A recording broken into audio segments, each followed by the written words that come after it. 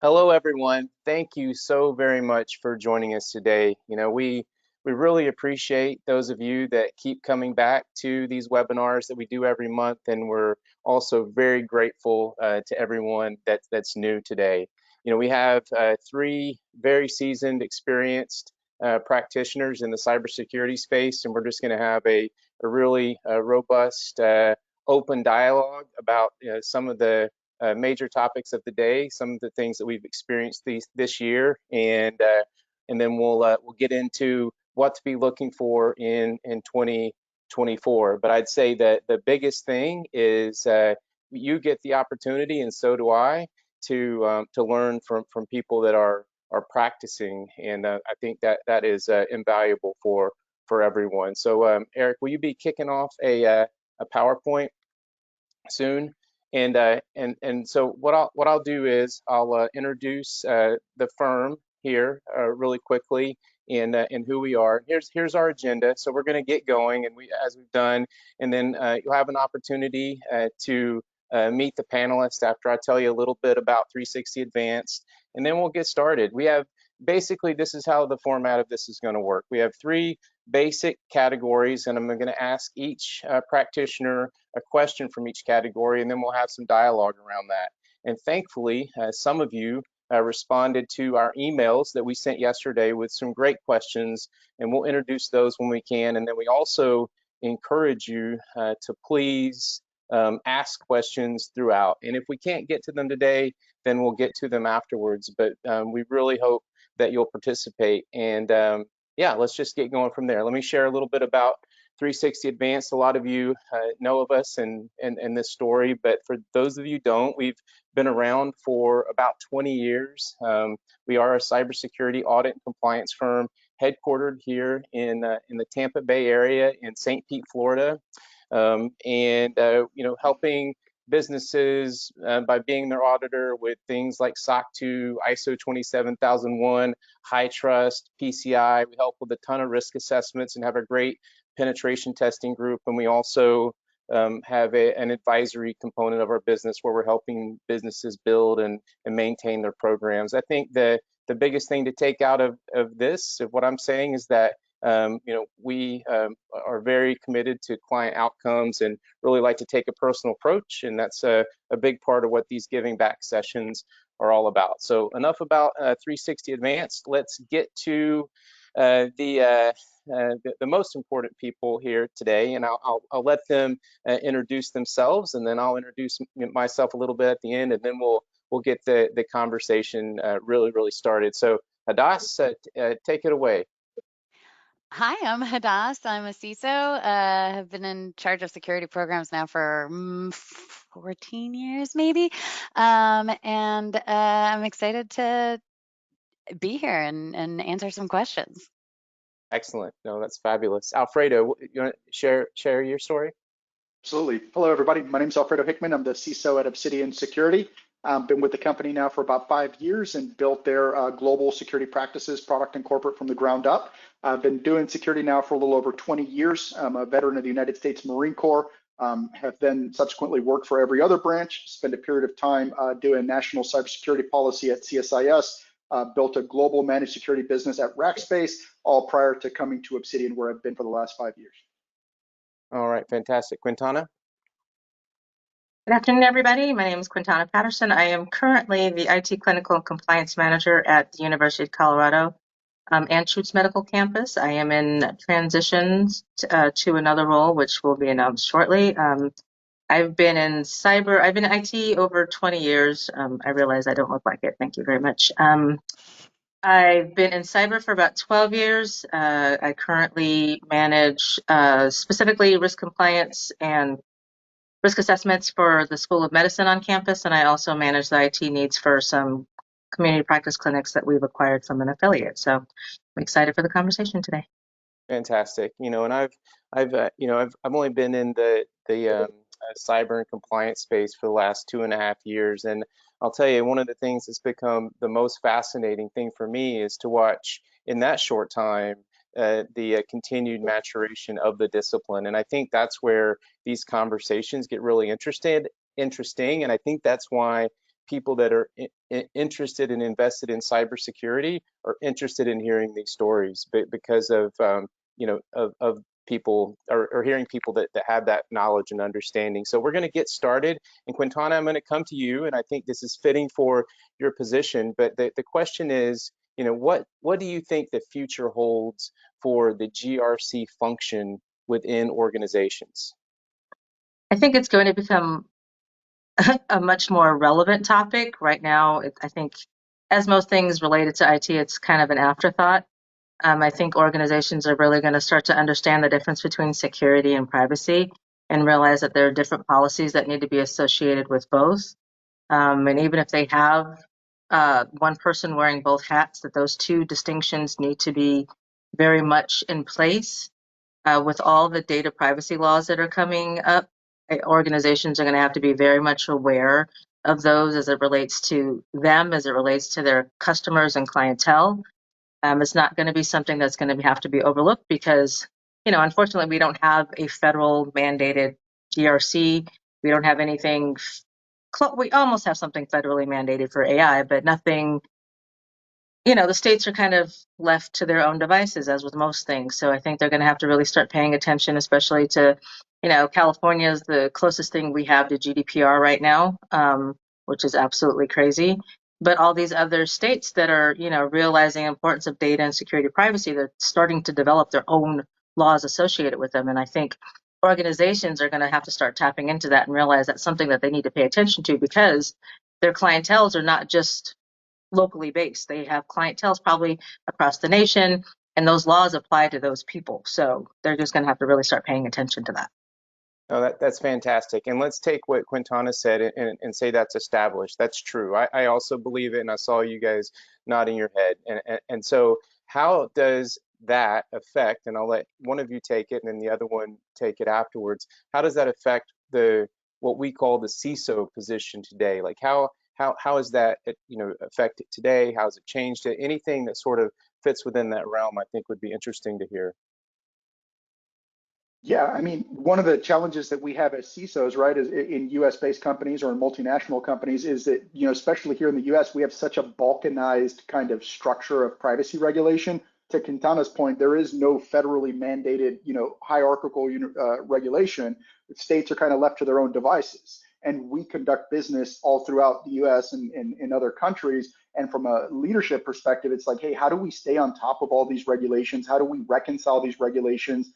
Translate these regulations and requirements into effective controls and processes to make sure that we're staying in the bounds of the law and maintaining compliance with these. It's becoming very, very difficult for these organizations to maintain that. So anywhere that we can leverage technology, anywhere that we can leverage our to Quintana's point, making a clear distinction between security and privacy and making sure that our privacy folks and resources are staying current with these regulations and being able to craft meaningful controls is going to be critical for us staying on top of this. I also think that it's really, it speaks to the point that it's really important to not be siloed within your corporation. I am lucky that I'm a former attorney and have some knowledge of legalese and regulatory language and things like that. And also because of that, actually hold in high esteem corporate counsel's input onto the things that I implement in my security program and privacy regulations and making sure that we meet the law of each state that we are practicing in. And I think that it's very important for CISOs to recognize that and recognize their own limitations in their knowledge. I mean, even me, I haven't been practicing law for 14 years. So I don't consider myself an expert by any means. And so creating those relationships within your company to make sure you have a close bond with legal so that they understand what you're doing and how they fit in there and vice versa. I think that that's super important. Alfredo, I know that you, I don't know the exact position, but I know you're pretty heavily involved with the FedRAMP certification with that group. Kind of in parallel to that, like how do you think that the upcoming CMMC rule is going to make an impact, not just on government contracting and most likely other aspects of the supply chain within the government space, but businesses in general, is that going to make an impact, you think? I mean, I think we're all cautiously optimistic about CMMC, right? We understand kind of the vision and the value proposition of what folks are attempting to accomplish with CMMC. How that actually lands and materializes, I think, is where the real rubber will meet the road. Anybody that's worked in the federal government or that has sold into the federal government knows how difficult that the whole FedRAMP process is, right? I think right now, currently, there's a couple things in flight, right? Getting rid of the JAB, the accreditation body, lowering the barrier to entry so that you don't necessarily need a sponsor to go through the FedRAMP ready process and these kind of things. With the eye being towards CMMC, kind of, giving us another path towards accreditation that can hopefully kind of, be more sane, right? From a security perspective, I think CMMC potentially, if it lands correctly, gives us something to aspire to from a best practices and configuration perspective, right? Hey, this is a maturity model based, a maturity based assessment in terms of the standing of our security program, and we have another benchmark that we can use to kind of raise the tide of our security programs, right? And then facilitate our entry into the market for organizations that choose to sell into federal. So I think that we're going to see a bi-directional kind of influence, where industry is going to obviously influence the CMMC kind of maturity model best practices, and then those will come back, when they're codified, will come back and influence industry. So hopefully we have this kind of symbiotic feedback loop aspirationally. I think, eventually it will be better for those looking to sell into federal. But right now, I mean, anybody following CMMC closely, it's still, there's a lot left to be hashed out for sure. Yeah. I think that the one thing with CMMC is that people hear it, it's almost like a new buzzword, and everybody's like, oh, we need to be CMMC compliant. But there are some organizations that don't have the ability or don't need to meet that requirement. So I think organizations need to understand when that type of regulation is, will apply to them. I mean, I'm a lover of NIST, so there's still some good controls out there that will meet smaller organizations, but it's the feds. They're like, oh, as long as we're doing what the feds are doing, then that will be great. And that's not always the case, because it's going to be, CMMC it's a beast. And unless you have the resources and the team to actually really meet those controls, there's no way that, a simple organization is going to be able to do that. So I think organizations need to be aware of where they fall in line and what frameworks will work best for them. I just feel like having another framework is like so unnecessary. I really do. I feel like, what NIST has done is probably, especially once you go into like the 800-53 and all of those, like, it's just like, I just don't understand. I mean, I get it, whatever, government's got a government, but I just feel like it's adding more, confusion into the process, more bureaucracy into the process, which is what our government does. But it's just like, you're saying right now, you're saying that you think eventually it's going to be helpful. I guess I'm curious on two things. One, when do you think eventually it'll happen? And two, what makes you think that? Yeah, I think that I know that it's coming out. It's going, the CMMC rule is about to be dropped, and it'll be into public comment, which means that it's going to be in DFARS contracts by 2025. It's just that it's just not marketed very well. I think my point and what I was trying to bring up in this, and you made this point too, Hadas, there are so many frameworks and it's super cobbled together. Like, what's going to emerge, or can something emerge to be some sort of common framework so that it's just easier? Because I think we know this, right? That friction or complexity, creates risk, and it seems like all the multiple frameworks just create way more complexity, which then makes things way more riskier. And I don't know that necessarily aligns with your guys' objectives. Yeah, it's hard to not be cynical for anybody that's worked with government for any period of time, especially dealing with FedRAMP as, just bureaucratic nightmare, right? It's hard to not be cynical. I think the at least founding philosophy or the concept behind CMMC was to simplify things. That has not yet to materialize. We'll see how that cookie crumbles, right? Because that's ultimately what's going to determine if it is helpful or not. It's yet to be determined. We'll see. And I just feel like realistically, if you look at all the varying frameworks, the 20 some odd different frameworks, is there really much differentiation aside from the specific language used in the controls? Maybe this one has 380 controls, maybe this one has 170, and then you dive deeper and they're actually sub controls, and so it's still the same. Like I just I just feel like everybody's branding their own framework, and I don't think it's simplifying anything. Not helpful. It's keeping us employed, Hadas. It's keeping us employed. It is doing that. that is one thing it is doing. That's for sure.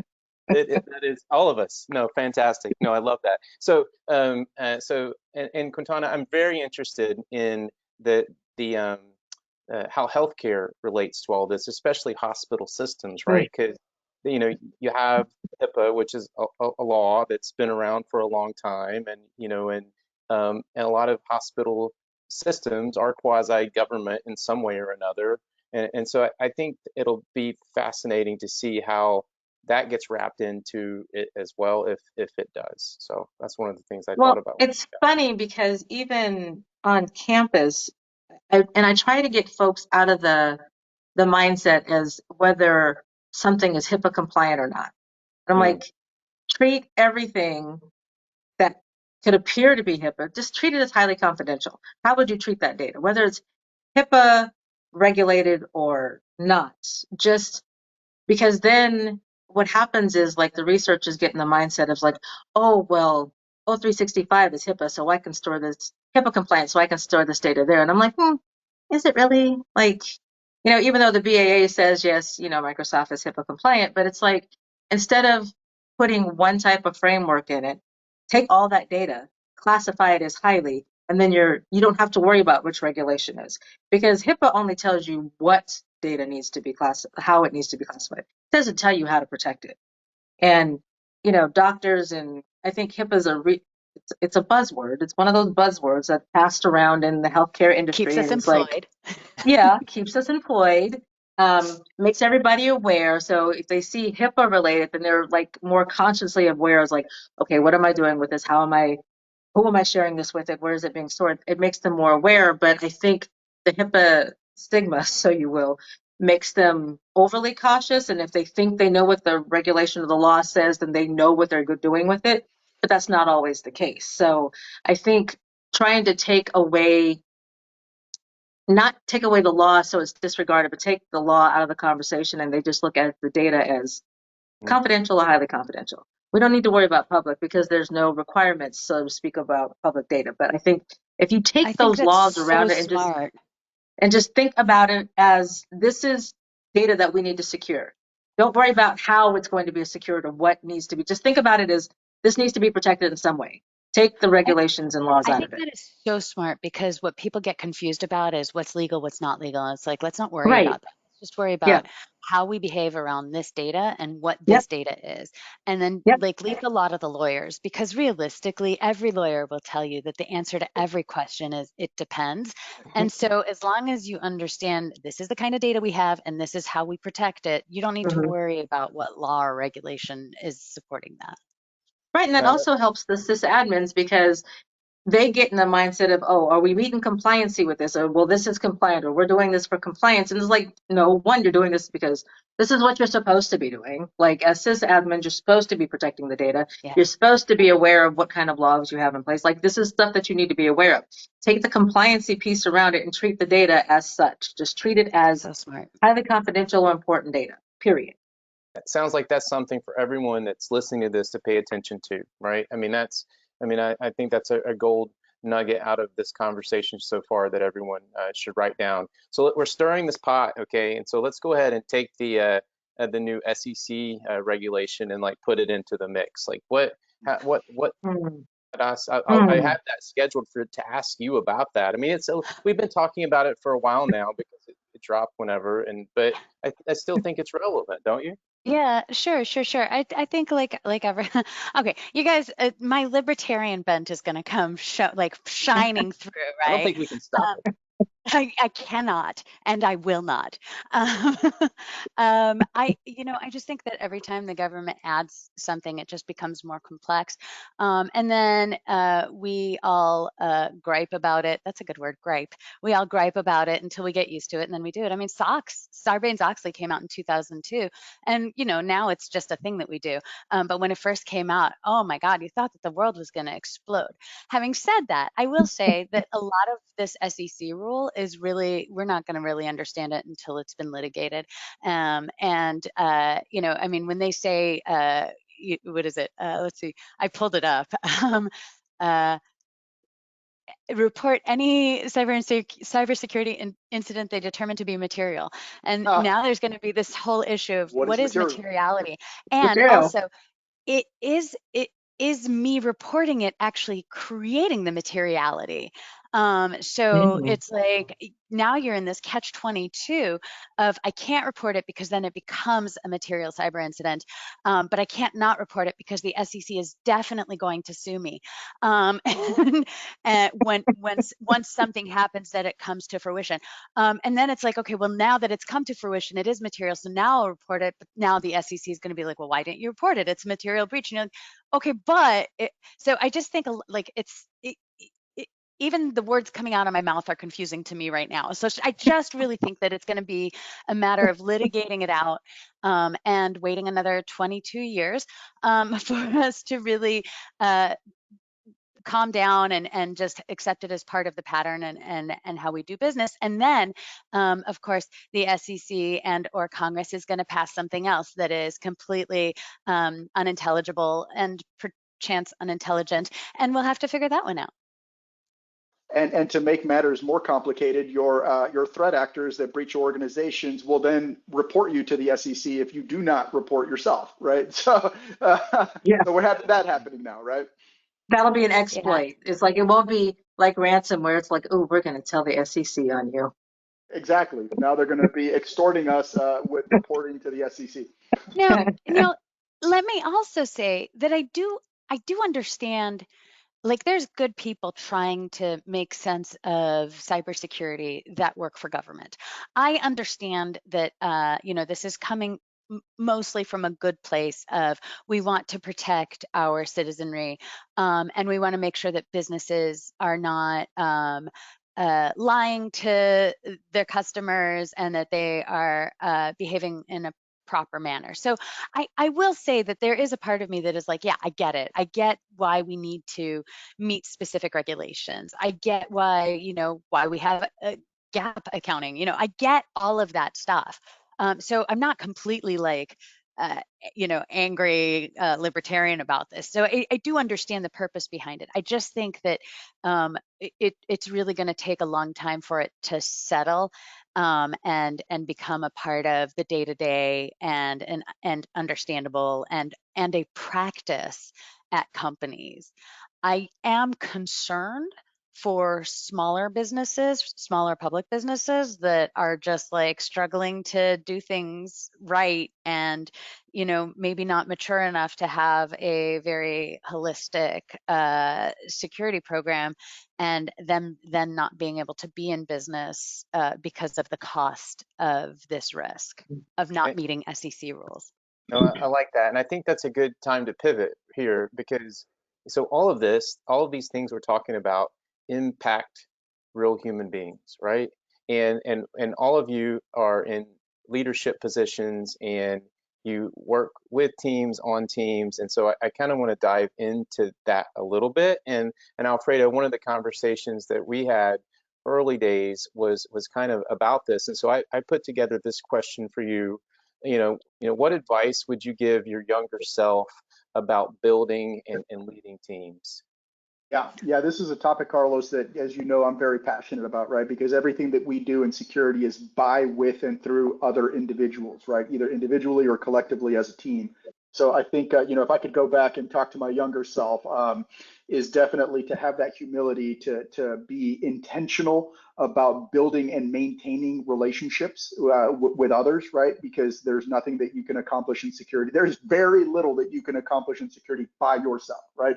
The CISO, kind of going back to the SEC point, right? The CISO might catch some of the charges, but ultimately the CISO is not necessarily directly, the owner of the risk throughout the entire organization, right? We're managing the risk for the organization. We're providing guidance and support to treat that risk, right? And to manage that risk effectively, but we're doing it by, with, and through others. So being intentional in building those relationships with your key stakeholder groups, really being intentional about learning the political hierarchy and architecture of the organization, right? Who really wields power and influence, and kind of how do the processes actually, bisect various organizations, various pieces of the organization. And then being very intentional about how you build teams, how you hire, and how you fire, and how you retain, right? So being as picky as you possibly can be when you go and you hire individuals, to making sure that you're hiring for passion and competence. Can they do the job? Are they excited about the job? And then retaining for results and trustworthiness, right? Does this person actually deliver results, and can I trust them, right?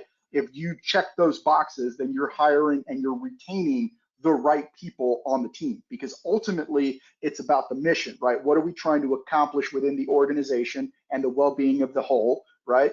And then it's about the team, because the team is who's going to be doing the work to execute to that mission. And then it's about you, lastly, the leader, right? To set that example, lead from the front, and making sure that you're holding folks accountable and that you're building that culture. So everything comes down to the team, right? You've heard that saying that there's no bad teammates, there's just bad leaders. I'm not exactly sure if that's entirely true, but It's not. it's not, right? Leadership counts, right? Leadership really, really counts, and that example that you set leading from the front is critical, right? But how I do think you, so you build the team, you build your team, you get those people that are passionate, that, understand the mission of the organization. How do you stop them from looking, oh, that looks so much better, let me move over there? So the team is Yeah. great, but how do you, the grass is always going to be greener. So how do you, you can't even Retain? prevent it, because you can't control a human being. So it's like, No, how do you you can't. encourage, or what do you do in place to make sure that the next organization or the next role doesn't seem so enticing? I don't do that. I don't do that, right? I don't try to artificially keep folks within the organization, or cajole them, or get them golden handcuffs or whatever. Yeah, incentive and all these kind of things, golden handcuffs, that's all well and good. But ultimately, I'm retaining folks on my teams through culture, through the culture that we've built, right? Because if everybody that joins Obsidian knows why they're joining our company, right? They share our vision. They believe in our values. They believe in what we're trying to accomplish. And then we retain them there through a couple different components, right? Do they enjoy the work that they are doing? Do they enjoy working with their teammates? Do they enjoy working with me as their leader, right? Are we treating them with respect and giving them opportunities to actualize, right? Like Maslow's hierarchy of needs. Are we giving them opportunities to actualize? Are we paying them well, right? And if we can maintain a positive footing on mission, vision, values, compensation, actualization, and development as an individual, and you're enjoying the work that you're doing, the odds are that you will retain those individuals, right? On my teams, we have folks, so we're a Google back company, a Greylock back company. We have recruiters trying to poach our teammates all the time, and yet we maintain very high retention rates because folks want to be part of the team. They want to be working with us, right? to put a fine And if point they on don't, that, then we'll wish them well, right? And we'll help it, them set up for the next one. and to put a fine point on that, like one of the things I think that is imperative in order to do that is to make sure that they are engaged in their work. And I know you said that, but what I mean by that is that they understand how even the minutia of their job actually delivers for the company on the company's strategy. And if you can create those, not even dotted lines, but solid lines of your the work that you've done this month has helped the company meet its strategic objectives, then you will get higher engagement, and making sure that, once they've figured out the role that they're in, that they're challenged with the next type, that you're constantly stretching them just a little bit beyond their means. But if you can keep them engaged in understanding how their role impacts the company, and keep them engaged by challenging them constantly, then I think I actually think that compensation isn't as important. I do think you need to compensate your employees properly, and but I also understand that different companies are going to have different capabilities for that.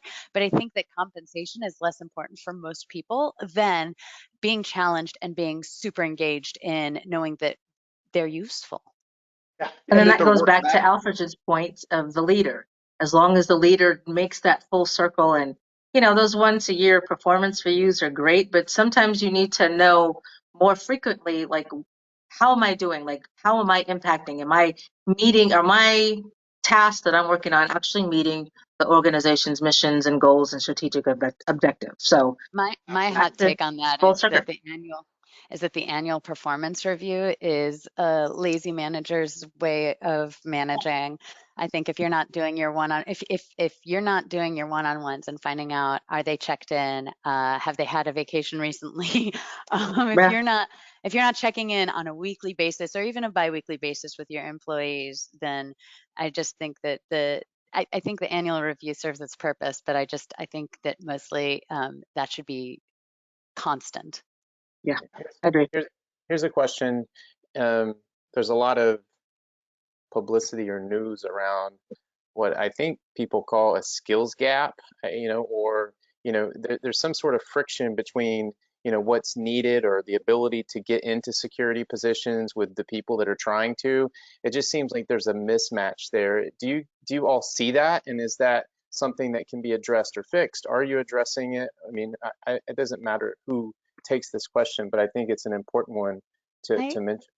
I think there's always going to be a skills gap, and that is the nature of the business we're in, is that technology moves swiftly, and you're going to have to keep playing catch up with it. And it's not like the skill that you need to be successful in security is to be curious, and to like to solve problems, and to like to solve interesting problems. And I don't think there's a skills gap there. I think that there's potentially a mentorship gap. I feel like there's sometimes a gap in bandwidth to be able to mentor, but I don't think, I think that, I think that technology changes so rapidly, and that you need to hire people in security that are interested in learning and finding new solutions and understanding things that they just came across today. Well, and that would lead to the need to really get organizations to change their minimum requirements, because you have these roles that you're trying to fill and it's labeled as entry level. 5 years of experience is not entry level. I guess in our industry it could be, but you have these folks that are coming out of school or switching careers and, going the certification route, that maybe have the book knowledge, maybe not have real life on hand skills, but they didn't do that for their health. They didn't do that because they're not curious about the industry. So I think it's some way that the organizations need to start really tweaking how they're posting these positions, because don't get me started on the whole, there's only 24% of women in this industry and probably like 19% minority. There are people out there that will fill these jobs. Like they're anxious, they're excited, to Hadas' point, they're excited, they're curious about it, but they can't get the opportunity to show those skills or show what they're capable of doing. And I know, like you said, bandwidth is an issue, because there's going to be some training needed for that. But you have the position, you now have a body in there. It's not going to, you should be willing to take a few months to kind of get them up to speed on the organizational culture, and then let them explore and learn the environment and do what the organization needs done. Yeah, both of those points are completely spot on. To Hadas's perspective, technology, the nature of technology is change. It's always evolving, right? And there's always going to be a skill gap. can you hire someone who has the intelligence, the cognitive capability to come into the job and learn your environment, to Quintana's point, learn your culture and learn your tech stack and learn your processes and use their brain and their discipline to get up to speed as quick as possible to start delivering value, right? The transition. I think that's very, very critical. And another point that I thought was really interesting about, like negative unemployment and there being more jobs or a skills gap is, yeah, in my experience, mentoring dozens of individuals this year with organizations like Cyversity and the SANS Institute, I have seen a number of individuals that are experienced and that are skilled and that are good quality, trustworthy individuals that any organization would be lucky to have, that have applied dozens or hundreds of times that still haven't been able to get their foot in the door because of these screening, these inefficiencies in the screening mechanisms, right? Yep. And that becomes, I mean, organizations do themselves a disservice in that regard, right? Because there are individuals globally and locally that are willing and able to do these jobs, but they just, for one reason or another, can't get their foot in the door.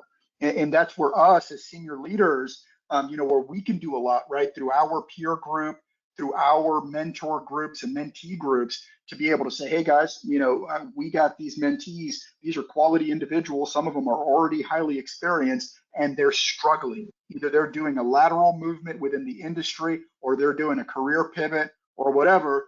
And for one reason or another, they're struggling. But you as a leader, you as a mentor. Yeah, we lost Your audio, yeah. While Alfredo's figuring out his audio there, I do want to say that, like, I think it is hard to get yourself seen, especially with how technological the processes become for getting into a business. But I think that that's why learning how to network is super important. And of course, I don't mean technologically network. I mean face-to-face handshakes, talking to your mentors, talking to your mentors network, talking. I've had people reach out to me on LinkedIn and ask me to mentor them, and a couple of them I've accepted as mentees because I think that if you have the drive to meet people, it is so much easier to get a job if you know people. In fact, I think most of my roles in the past, I think almost all my roles since I started back in IT after being a lawyer, I think all of them have been because I knew somebody who knew somebody or knew somebody who knew somebody who knew somebody. And so, yes, it's important to have the skills. Yes, it's important to have the drive, but you also, and oh, sorry, I'm going on a rant. One of the most important things that somebody who works in security can do is learn how to talk to people. I know that we're all technologists and we're all like, about plugging this thing into that thing and yada, yada, yada. But if you cannot go up to somebody and talk to them about what it is they do and what it is you do, you cannot help them as a security professional in your company because they are afraid of you. And the only way to get people to not be afraid of you is to be able to approach them and be a human being with them. And so it's a great practice for being a great security practitioner is to learn how to network. And that'll also help you get a job. Yeah. Super. No, that's great. Let's answer a couple questions. Todd Inskeep asked two questions, and I think they're kind of leading into talking about what's happened this year and what's going to be happening in 2024. I'll just read directly what he said. He said, "What are the most overblown cyber trends of the past 12 months? And what have we been talking about too much that bring little value to the discussion? And then also, what's going to hit us next year that most people aren't talking about? I mean, if you could look into your crystal ball. But I think like it's human nature to just sort of like jump on bandwagons and listen to buzzwords and follow the news and but what's moving the needle and what didn't move the needle? I mean, who would like to take that Zero one? trust. Oh my God. Zero trust was mine. And this is just my Okay. personal opinion because a vendor's purpose is to make money. I understand that. But this whole year, everybody was convinced that you actually needed a solution to do zero trust. Most of people have the infrastructure already in your environment to do zero trust. You don't need to purchase a new one to implement zero trust. Prove to me who you are, and then I trust you. Just that simple. You can do that with IDM. You can do that with access control. You can do that with sheer permissions, but it was like zero trust. And I was on it. I was on that bandwagon earlier this year. I was like, oh my God, what is that? And then I was like, oh, is that it? I don't need that. I can do this on my own. Well, I can work with my, infrastructure teams to make sure that this is implemented. That was my buzzword that I hope I don't ever hear again. And I know I won't, but I mean, that I think will probably fade out as we go into 2024, because I think organizations now understand that it's not really, you don't need a solution to do it. And I'm sorry to any vendors that may be listening. I'm not trying to kill your bottom line, but facts are facts, ma'am. Just the facts. I don't, I kind of chuckled when you mentioned zero trust, because, there really is no holistic zero trust solution, right? Zero trust is ultimately a philosophy and an Process. architecture. It's a process, right? That's why even if you look at like big proponents of zero trust like Google, they still can't deliver a holistic zero trust solution, just bits and pieces of the components for you to develop the zero Yeah. trust architecture in your environment, right? You Yep. read a lot of the books on zero trust, and they don't tell you how to deploy a zero trust solution. They tell you the philosophy behind building the architectures and the systems and everything, and then you're kind of on yourself to either build or acquire all the bits and pieces and put them together yourself. Yeah, zero trust is a huge buzzword. I think there's a lot of value behind the philosophy and the concept if you can implement it correctly. It Right. is very difficult to implement correctly, right? It is not Yeah. easy to do it in any kind of holistic manner within an organization. But yeah, Well, there and is there's no one. trade-offs. Yeah, There's trade-offs, right? Like you create more friction with zero trust, and some of that friction the business isn't going to be able to stomach. And you have to Yeah. know in which environments you can implement zero trust and in which you can't. yeah. For me, Carlos, to answer your question, this is going to be a hot take. Something I'm sick of hearing about is where the CISO should report. I think There you as long as the CISO has the ability to report out to the board, it doesn't matter who the CISO reports up to. And in fact, I think oftentimes the CEO, do you know how many C-level positions there are now? There's not just the COO and the CIO and the CFO and the CISO and the CMO and the CPO and the C3PO. I mean, it's ridiculous. It's like there's so many C levels. And at some point, even the CEO has to do his job, which is not just managing C-suite people. So I think as long as you have good communications with the CEO, you don't have to report up to the CEO. It depends on how your company is organized, and it depends on how good you are at making those relationships. And also, if you're not great at making those relationships, you might not be in the right role. I'm not trying to cast any dispersion. It also depends on your company and what they need and what you need. But I'm so sick of hearing like, oh, well, if the CISO is not reporting directly up to the CEO, then the company doesn't care about security. I have not found that to be true at all. And Myth busting. actually, in the companies I've worked where I'm reporting either through the CTO or the CIO, it's because they care about security so much, and they know that if I was reporting directly to the CEO, he wouldn't have time or she wouldn't have time for me, and that's not a good position to be in either.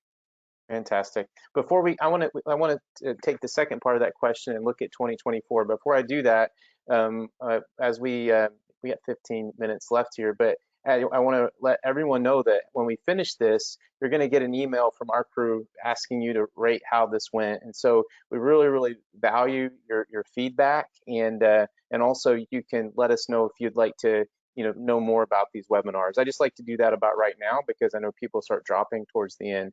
And so let's look towards, 2024, whatever, but like, what is the future, what's important, what's going to move the needle in 2024, not what's going to be hype, but what's going to really, really matter. I've heard people say things like identity and things like that, but I'd be curious. I just kind of threw that out there, but Yeah. who has something? I'll take a stab at this one, and this is where I'll give my little bit of a vendor spiel, but I have the data to back this, right? So Obsidian, I joined the company in 2018. We were focused on SaaS security. In 2018, nobody was talking about SaaS security, right? Our co-founders, the co-founders of Carbon Black and Cylance, they were like, hey, We see this trend in digital transformation for folks adopting cloud services, moving up the infrastructure stack, and more starting to consume applications as a service, right? Because they don't want to host or develop these applications themselves. They want to consume them, right? The M365s, Google Workspace, Okta, IDP, Salesforces of the world, right? And in 2018, when I joined the company and we were evangelizing that message on SaaS security, it very much was like John the Baptist in the wilderness, right, with the gospel, right? Nobody was listening. Nobody understood what we were talking about. But flash forward now a few years, Obsidian, we're a strategic partner for CrowdStrike and their incident response firm. So we have Perch and Purview on like the most sophisticated incidences, security breaches across the globe. And in the majority of these incidents, there's a SaaS component to them where adversaries are going after organizations' workdays, their Okta, Okta. IDPs, and Microsoft 365. If you're using Microsoft 365, you will be breached eventually through that, right? That's just the data that we see is the tick rate in breaches involving Microsoft products is through the roof, right? So more and more, our message is starting to resonate on, hey, whether you're using a technology like ours, just look at your SaaS footprint across your entire organization, because SaaS is so fast to deploy. You can't install an agent. You can't put a tap. You can't put a firewall on SaaS. Look at your SaaS install base and do something to secure that. Bring that into the fold of your vendor risk management processes, your vulnerability management processes, your IT implementation processes, all these kinds of things to throw governance controls over your SaaS footprint and secure that, because you lose a lot of control over these applications when you consume them. There's so much benefit, speed, you're not hosting, the adoption, the consumption, all of these benefits of SaaS we all understand, but you don't have any shared security responsibility model. You have no purview into their software composition, or very limited purview into their composition, and all these kinds of things. So do something to secure your SaaS install base. I mean, it's kind of another way of saying, I mean, in some ways, maybe supply chain, vendor risk management, the way we're all connected. I mean, all that seems to be just a really huge vulnerability that needs to be sorted out. And it kind of goes all the way back to the beginning of our conversation when we were talking in some ways about CMMC or compliance or assurance and regulation. I mean, all of that. I mean, how do we sort of make sure that we can trust our partners that are coming in? And obviously, you guys are building a solution that makes that more possible. But I think that's a good one. I think that's a really smart thing to pay attention to. I think for me, it'll be, and this is kind of a two-part, just because of what I've seen in healthcare and education, ML and AI is going to be, that's like a continuous Y2K that's never going to end, because the technology behind it is so advanced that right now us as practitioners are trying to catch up to it. Like, it's like we think we have it, and then it speeds up like the roadrunner and runs like a mile ahead of us, and so we're steadily chasing it. So that's one. But I also think from like a minority perspective, I'm hoping that there's going to be, because one of the big talks about AI and ML is the coding behind it, the biases behind it. Sure. So I'm hoping that more people will understand what that means and learn to code. That way, some of those biases can, some of them, not all, because you can't take all biases out, but it will help kind of minimize the biases that comes in with the coding with that. That's my hope. That's what I think is going to happen. I think it's going to be so much talk about, people are going to be tired of listening to themselves talk about, oh my God, this code is so biased, or how do we know we can trust it? It's like, well, go do something about it. And I think that's going to light some fires and force people to actually start talking the talk.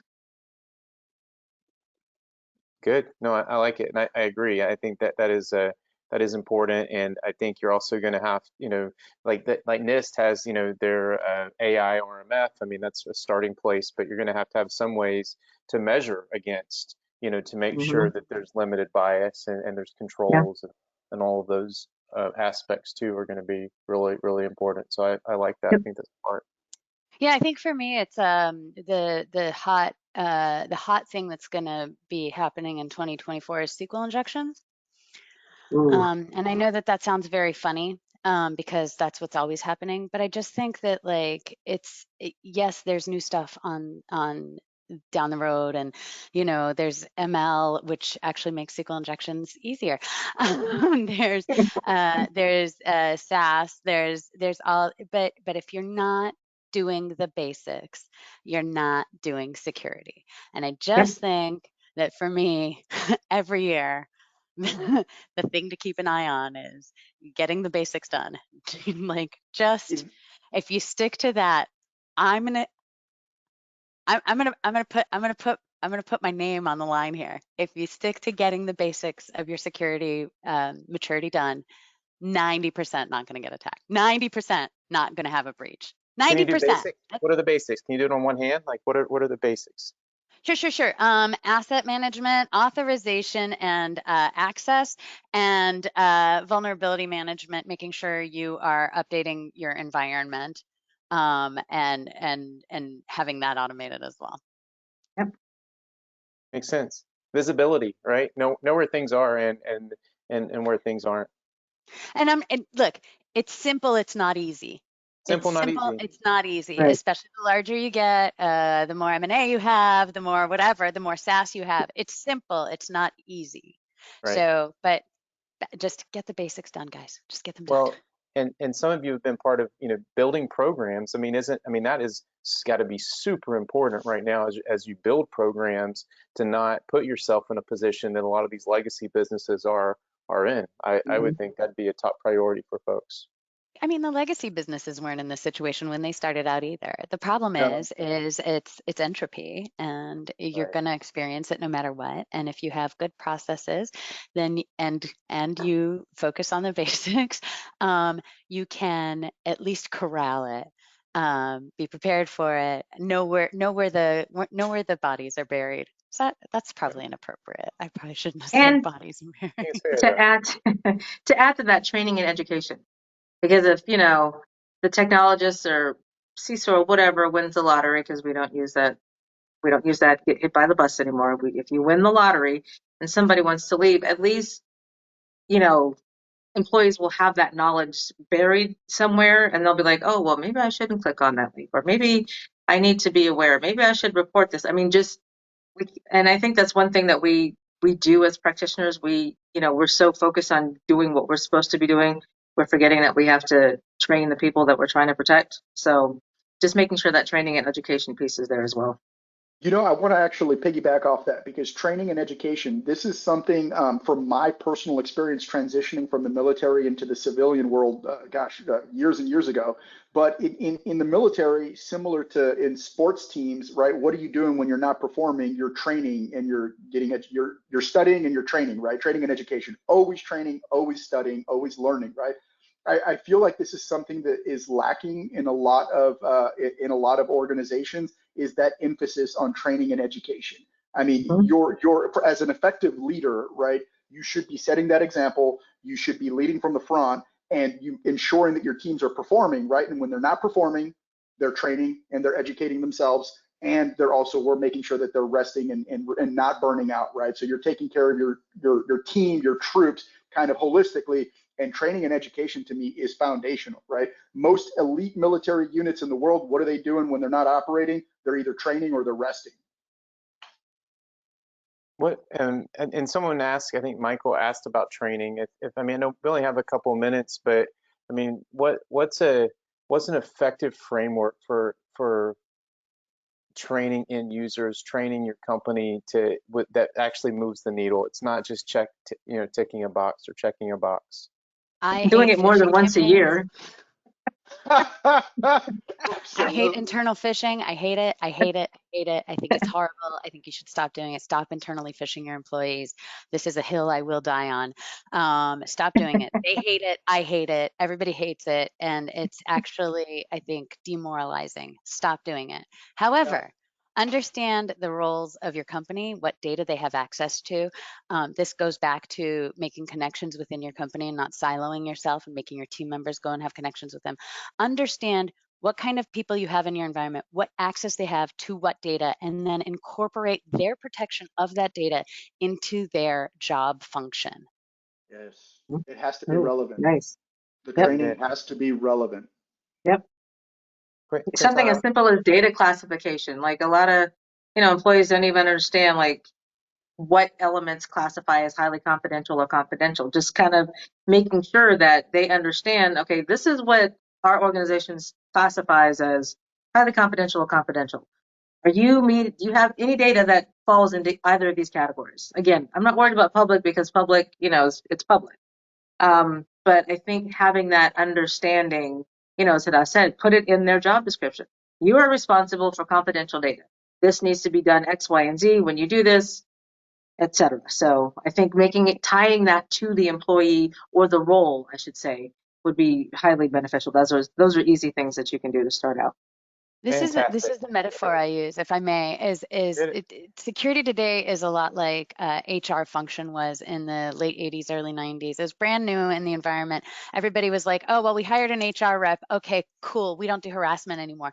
But that's not actually how HR works. HR is there as a service to the company. It helps people navigate difficult conversations. It helps people navigate difficult situations. That is what security is also. We are there to help people do their job better in the day-to-day, help them understand what aspects of their job are security focused and give them the tools they need to do to be able to get that function completed. But everybody is security. Everybody in your company is part of the security team, and you have to teach them that way. Love it. Absolutely. Well, Oh, go ahead. No, go ahead, Alfredo. We got a couple minutes. To that point, to Hadas's point right there, that's something that we do internally at Obsidian, where every single person that joins the organization